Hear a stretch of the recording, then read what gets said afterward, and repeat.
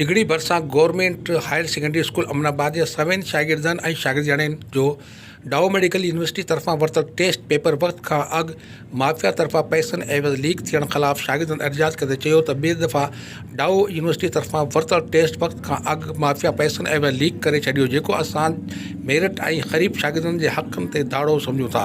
शागिर्दनि वधीक चयो त अहिड़े क़िस्म जी हरकत हुकूमत जी नाअहली खे ज़ाहिर करे थी ऐं बार बार अहिड़ियुनि हरकतुनि सां शागिर्दनि में मायूसी जी लहर छाइल आहे, जंहिं सबबि सभिनी शागिर्दनि जो मुस्तक़बिल ऐं ज़िंदगी दाव ते लॻल आहे।